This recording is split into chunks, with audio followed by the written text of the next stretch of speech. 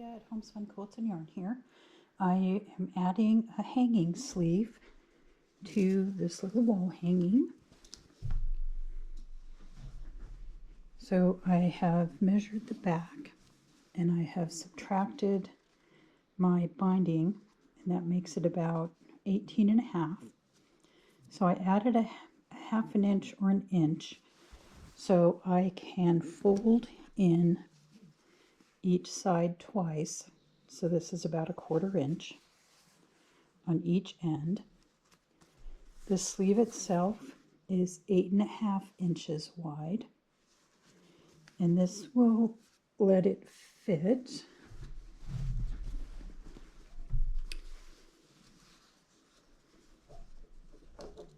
Oh, well, looks like I made it just a bit too long. So I'll have to modify that, because ideally we want it to fit in between the binding. So I added too much. So what I'm just going to do is fold this in another 1/2 inch or so. Sew that down and it will be just the perfect size. So I'll be right back.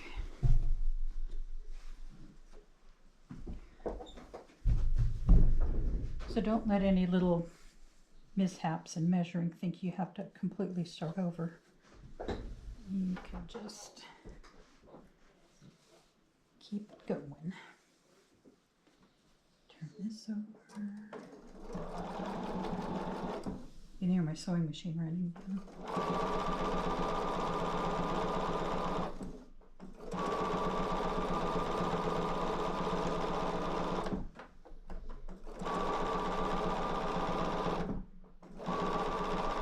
Okay, there we go. Hopefully this fits now. If not, I will just make an adjustment on the other side. And there's that.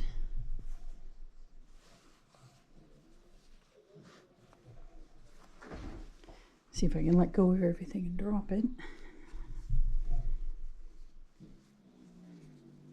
Okay.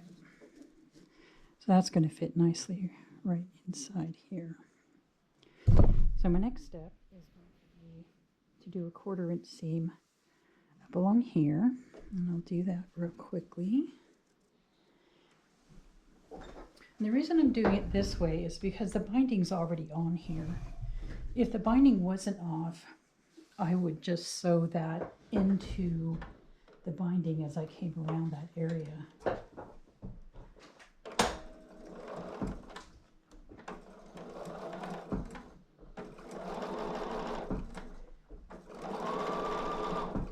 So you might get caught a little bit before a show or something and realize, oh yes, they did want a hanging sleeve on there.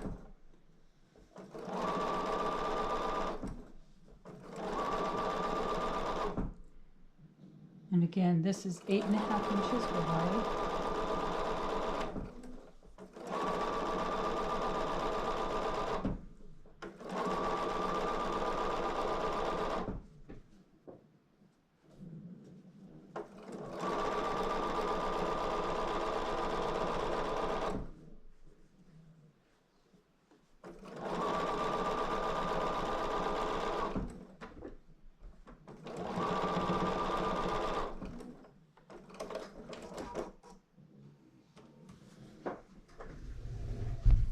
Okay, so there's my 1/4 inch. I'm going to go press this open.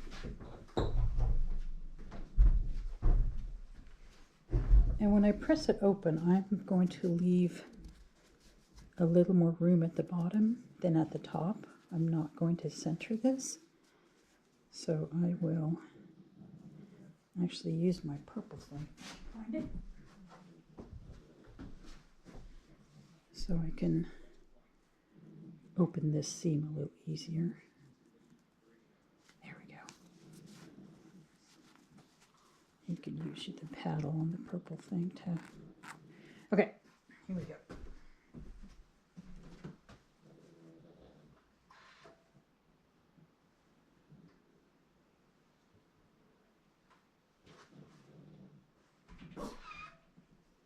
probably should have turned that thing over again so you could see it. Oh well, planning doesn't seem to be my forte with these.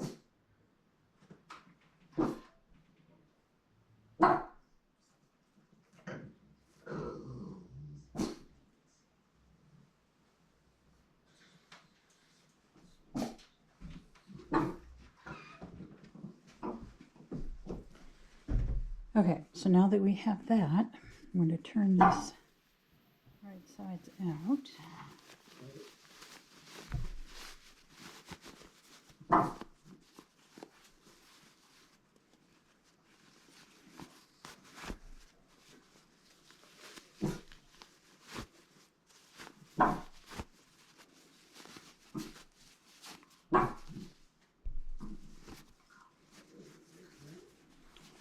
Okay, and you can see maybe that I have crease lines, which is great.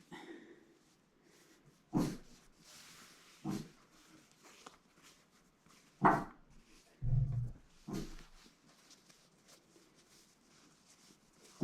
that's a little more at the top. Now what I'm going to do is draw a line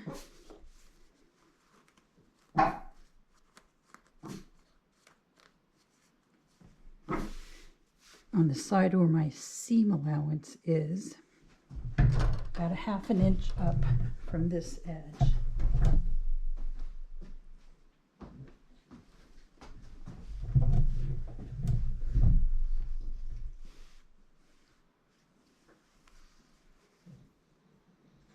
I'm using a friction pen because I know this isn't going to be seen ever. So if the people talk about these pens coming back and those kinds of things, yeah. If you're using it on the back, I don't think it really matters. Okay, as long as I can see it, I'm not worried about it being perfect either.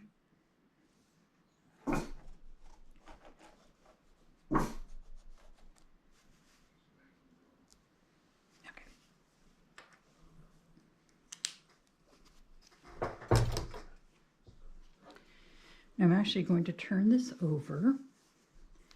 My seam is up here.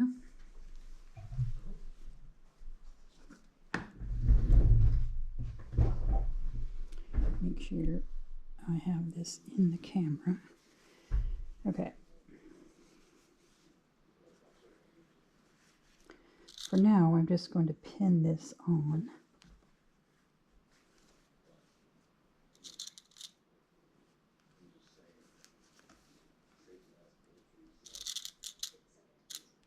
And what you'll do is do a whip stitch along the top edge to keep it in place, making sure you don't go through the front.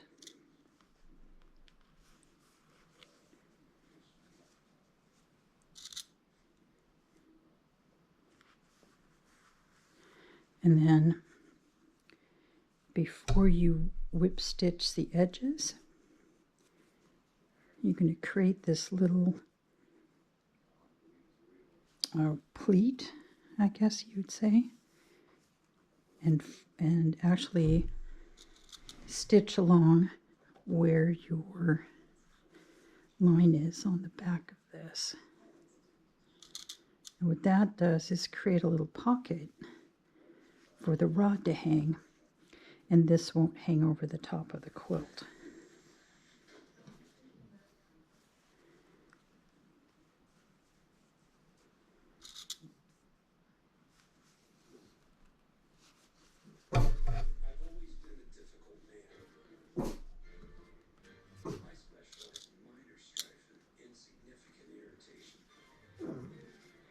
Okay, and now that I have this pinned, I would go ahead and, that's uneven,